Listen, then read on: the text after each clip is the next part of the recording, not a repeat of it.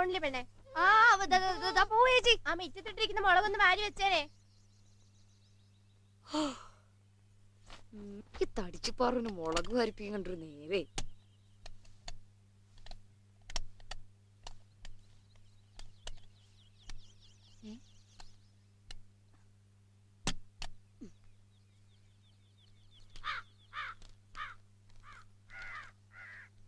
പ്രിയ രഘുറ, നിനക്ക് സുഖമല്ലേ? പിറ്റേന്ന് വെളുപ്പിന് തന്നെ ഞാനിങ്ങെത്തി. നീ ഏൽപ്പിച്ച പണം ഞാൻ അവൾക്ക് കൊടുത്തിട്ടുണ്ട്. നിന്നെക്കുറിച്ചാണ് അവളുടെ ചിന്ത എപ്പോഴും. ദിവസങ്ങൾ ഇനി അധികമില്ല. പ്രത്യേകം സൂക്ഷിക്കണം. കഴിഞ്ഞാൽ അവിടുന്ന് വേറെ എങ്ങോട്ടെങ്കിലും മാറി നിന്നാൽ നന്ന് എന്ന് സ്വന്തം ഗോപു.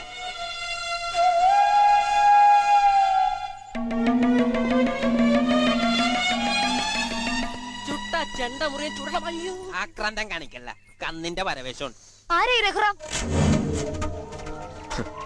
എന്താ ഇനി നീ തത്തോട് നുണ പറയരുത്. ആരേ അവള്? നീ എന്തിനാ ഇവിടുന്ന് മാറി നിൽക്കണം?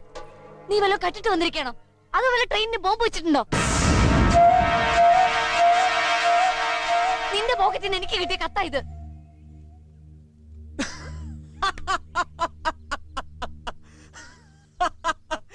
എടാ പടവ, നിനക്ക് വന്ന കത്ത് കണ്ടേച്ച് ഇവൾ എന്നോട് കിടന്ന് മൂക്കണ കണ്ട. അത് ഞാൻ ആശാന് വായിക്കുന്ന ഗോപുവിന്റെ കത്ത് കണ്ട. അതിന് അയാളുടെ പേര് പടവൻ എന്നല്ലേ, രഘുറാം എന്നല്ലല്ലോ. എന്നാര് പറഞ്ഞു എന്നോട്? ഇവന്റെ ശരിക്കുള്ള പേര് രഘുറാം. ഇത് വിളിപ്പേരാ പടവൻ. ഇവന്റെ അപ്പന് പൊള്ളാച്ചി പടവലങ്ങ കൃഷിയാ. താനെന്തിനാ അവിടെ മാറി നിൽക്കുന്നേ? എന്തിനാടാ?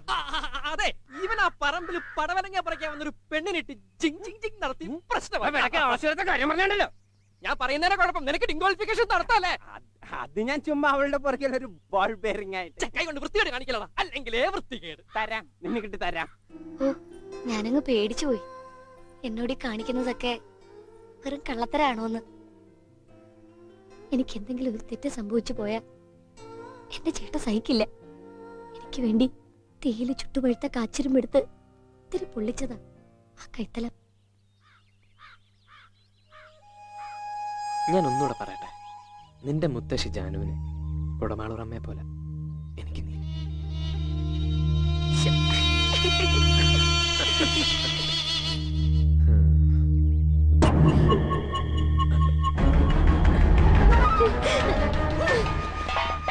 എനിക്കെല്ലാം മനസ്സിലായി. പുഷ്പം, പുഷ്പത്തിന്റെ സപ്ലൈ കട്ട്.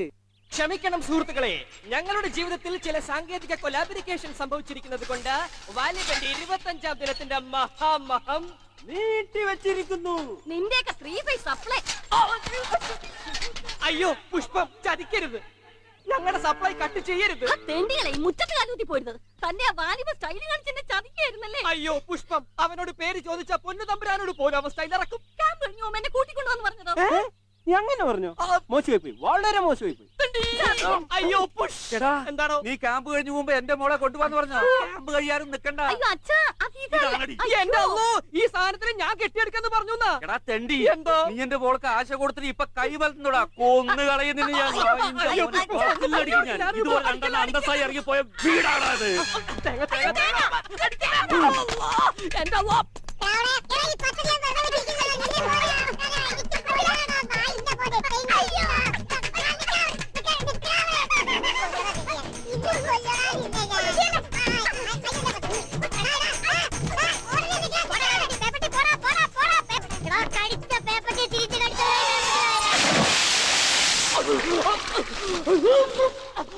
നായരെ, എന്നെ ഒന്ന് രക്ഷപ്പെടുത്തൂ, ഞാൻ അവളെ കെട്ടിക്കോളാവേ. പ്രസിഡന്റ്, കുളമാക്കൽ ജോയിയുടെ ഭാര്യ.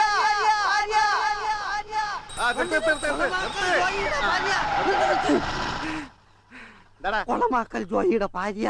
ജോയിയുടെ ഭാര്യ പോയി. ആരുടെ കൂടെ? ചത്തുപോയെന്ന് 5 മണിക്ക്. പോവല്ലേ പോവല്ലേ, തീർന്നില്ല.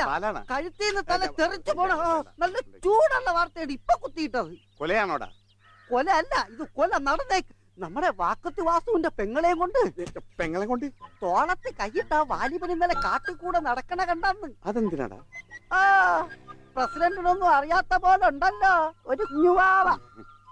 നീ വല്ലതും കണ്ട? ഞാൻ കണ്ടില്ല, കണ്ടവര് പറഞ്ഞു. തല വണ്ടി എടുക്കടാ. വണ്ടി എടുക്കണ അണ്ടക്കൊക്കെ.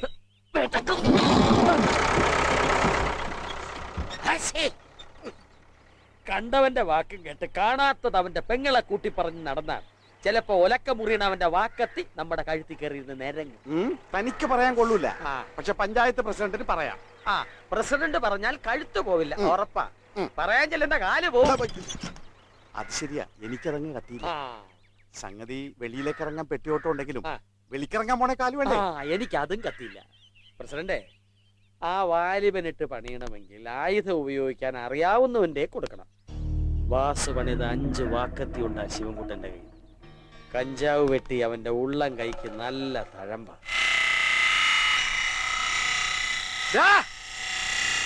ഞാൻ വാക്കറപ്പിച്ച പെണ്ണിന്റെ അമ്മാവൻ കേൾക്ക്, നീ എനിക്കിട്ട് കടപ്പാരോണ്ട് പണിതോ, കിട്ടുന്ന കാശ് കൊണ്ടുപോയി ഓളുമാർക്ക് കൊടുക്കുകയാണെന്ന്. എന്നാ നീ കേട്ടോ, നിന്റെ പെങ്ങളെഴുത്തിണ്ടല്ലോ തത്തമ്മ, അവളാ ബാലിബന്റെ കൊട്ടകയ്ക്കകത്താ പൊറുതീന്. ശിവൻകുട്ടൻ പെരപ്പുറത്ത് മയക്ക് വെച്ച് പറയും.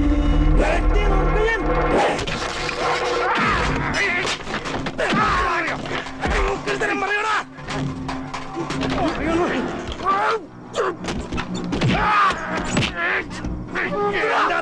പിഴച്ചവളാണെന്ന് നീ പറയടാ. പോയി ചോദിക്കണം നിന്റെ പെങ്ങളോട്, ശിവകുട്ടൻ പറഞ്ഞത് നേരാണോ നുണയാണെന്ന് ചോദിക്കണം.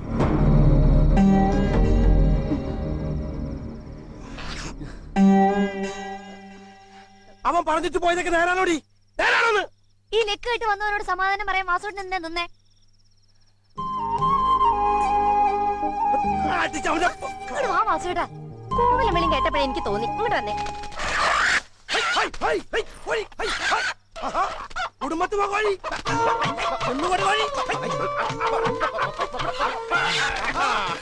ഇതാര്? നമ്മുടെ കൊച്ചുട്ടനാ. വണ്ടമേട്ടിൽ കയറിയ ബസ്സിന്റെ ചവിട്ട് പലക മുഴുക്കം പെടക്ക് തൂറി നാണിച്ചു. ഇവിടം വരെ ചകിരി പിരിച്ച് കയറ്റി വെച്ചാ കൊണ്ടുവന്നതേ. അത്രയ്ക്ക് ഇഷ്ടായത് കൊണ്ട്. എടി ഭവാനിയെ, നിനക്ക് ആളെ മനസ്സിലായില്ലയോ? ആ, ഇവന്റെ കോടാലിയുടെ വായത്തല കണ്ട മാനത്തെ ചന്ദ്രക്കല മാറി നിൽക്കും. നാലും വാസു എന്ന ഭാഗത്തുള്ളാവോ ഈ കുട്ടന്റെ?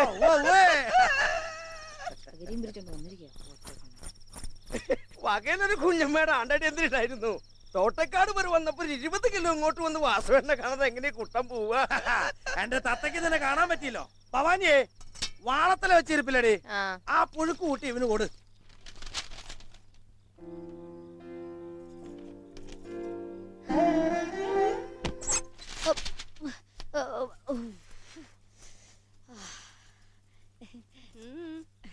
പെണ്ണിന് വല്ലാതെ തണുക്കുണ്ടെന്ന് തോന്നണു. ഉഷ്ണിക്കുന്നു. ഏട്ടത്തിയമ്മ എന്തിനാ ചിരിക്കണേ? ഏയ് ഒന്നുമില്ല. ഒന്നുമില്ല, പിന്നെ എന്തിനാ ചിരിക്കുന്നേ? അതോ, ഇതിനകത്തിരിക്കുന്ന ആളല്ലേടി ശിവൻകുട്ടൻ പറഞ്ഞ ആള്. ഏതാള്? ഓ പെണ്ണെ, കിഴക്കൻ കാറ്റടിച്ച് താഴെ വീണ കലണ്ടറേ ഞാൻ ആ കമ്പി കൊണ്ട് കെട്ടിവെച്ചത്. മറ്റവനെ ആരും കാണണ്ടാന്ന് കരുതി. ആ, അവന്റെ വാളത്തല്ല പൂച്ച കെട്ടോണ്ടെന്ന് പറയാം അല്ലേ? അമരച്ചോട്ടില് മാരന്റെ നെഞ്ചത്ത് ചാഞ്ഞി കിടക്കന്റെ ചീതപ്പെണ്ണെ, ചാഞ്ഞി കിടക്കന്റെ ചീതപ്പെണ്ണെ.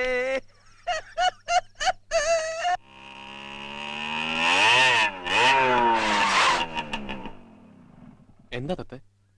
ഇന്നലെ രാത്രി ആ ശിവൻകുട്ടൻ വന്ന് വാസുവേട്ടനോട് ഞാൻ നിങ്ങളുടെ കൊട്ടയ്ക്കകത്ത താമസമൊന്നും എന്നെ പിഴപ്പിക്കുന്നൊക്കെ പറഞ്ഞ് വാക്കത്തെടുക്കലും പ്രശ്നമൊക്കെ ആയിരുന്നു. വാസുവേട്ടൻ തിരിഞ്ഞ് എന്നോടൊരു ചോദ്യം, കേട്ടതൊക്കെ സത്യമാണോടിന്ന്. നീ എന്ത് പറഞ്ഞു? ആ മുഖം കണ്ടെന്റെ ശ്വാസം നിലച്ചുപോയി. അവൻ പറഞ്ഞതൊക്കെ നുണയാണെന്ന് പറഞ്ഞു. നിനക്ക് സത്യം അങ്ങ് പറയരുതായിരുന്നു. ഞാൻ നിന്നെ പിഴപ്പിക്കാൻ കൊണ്ടിരുന്നൊന്നും അല്ലല്ലോ. സത്യം പറഞ്ഞിരുന്നെങ്കിൽ കാണായിരുന്നു. ഇന്നലെ വന്നിട്ടുണ്ടായിരുന്നു ഒറ്റക്കണ്ണൻ, അവന്റെ അമ്മൂമ്മയുടെ അടിയന്തരത്തിന് പൂവൻ കോഴിയൊക്കെ ആയിട്ട്. ഇന്നലെ അവന്റെ കൈകൊണ്ട് എന്റെ ഈ കാശിമാലയുടെ തുമ്പത്ത് ഒരു മിന്നൂടെ കേറിയനെ. എന്തോ എനിക്ക് പേടിയാവുന്നു. നമുക്ക് എവിടേക്കെങ്കിലും പോവാം. ഞാൻ എവിടെ വിളിച്ചാലും വരാം. എന്തോ ഒന്നും മിണ്ടാത്തെ? വേണ്ട തത്തെ.